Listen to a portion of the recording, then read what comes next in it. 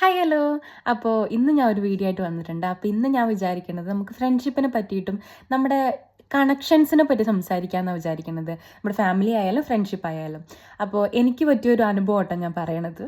അപ്പോൾ ഞാൻ ഇങ്ങോട്ടേക്ക് ഷിഫ്റ്റ് ചെയ്തതിന് ശേഷം ഈ കോള് വഴി ഞാൻ കുറച്ച് ടഫാട്ടോ സംസാരിക്കാൻ വേണ്ടിയിട്ട്.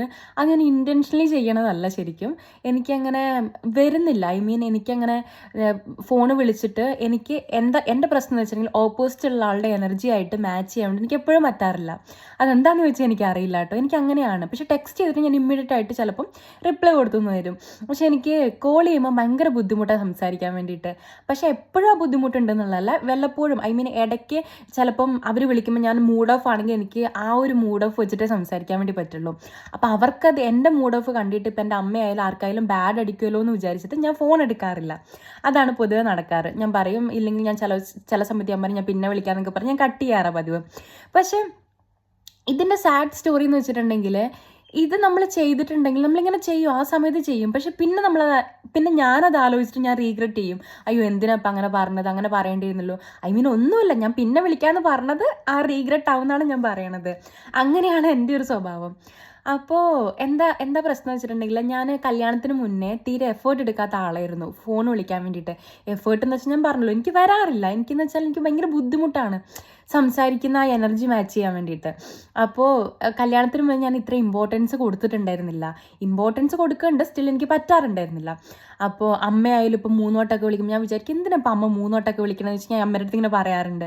അപ്പോൾ ഫ്രണ്ട്സ് ആയാലും എൻ്റെ പല ഫ്രണ്ട്സും ഇങ്ങനെ വിളിച്ച് എന്നെ കോൺടാക്ട് ചെയ്യാറുണ്ടായിരുന്നു. സ്റ്റിൽ ഞങ്ങൾ അവിടെ ഇവിടേക്കായിരുന്നു ഉണ്ടായിരുന്നത്. പക്ഷെ എന്നാലും സ്റ്റിൽ വിളിച്ച് കോൺടാക്ട് ചെയ്ത് ഞങ്ങൾ ഒരു ചായ കുടിക്കാനും കാര്യത്തിനും അങ്ങനെയൊക്കെ ഞങ്ങൾ ഇടയ്ക്ക് മീറ്റപ്പ് ചെയ്യാണ്ട് പോവാറൊക്കെ ഉണ്ടായിരുന്നു. പക്ഷേ ഇവിടെ വന്നതിന് ശേഷമാണ്, UK വന്നതിന് ശേഷമാണ് എനിക്ക് മനസ്സിലായത് അതത്ര ഗോൾഡൻ ഡേയ്സ് ആയിരുന്നു എന്നുള്ളത്. കാരണം ഇപ്പം സമയത്തിന് ഡിസ്റ്റൻസ് ഉള്ളത് കൊണ്ട് തന്നെ ഇപ്പം ഞാനിവിടെ എണീക്കുമ്പോൾ തന്നെ അവിടെ ഉച്ച കഴിഞ്ഞിട്ടുണ്ടാവും. അപ്പോൾ അങ്ങനെ ഒരു ഇതായതുകൊണ്ട് എന്താ പറയുക, ഇപ്പം എനിക്ക് വേണ്ടത്ര ടൈം എനിക്ക് എൻ്റെ ഫാമിലീൻ്റെ കൂടെയും എൻ്റെ ഫ്രണ്ട്സിൻ്റെ കൂടെയും കിട്ടുന്നില്ല.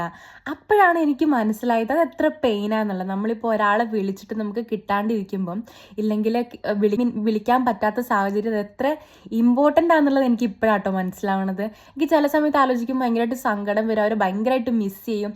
പക്ഷെ വിളിച്ചിട്ടുണ്ടെങ്കിൽ അവരെ എടുക്കാൻ പറ്റാത്ത സാഹചര്യത്തിൽ, കാരണം എല്ലാവരും വർക്കും കാര്യങ്ങളൊക്കെ ആയിട്ടുള്ളതായിരിക്കും, ഉറങ്ങുന്ന ടൈമായിരിക്കും, നമുക്ക് വിളിച്ച് സംസാരിക്കാൻ വേണ്ടി പറ്റില്ല.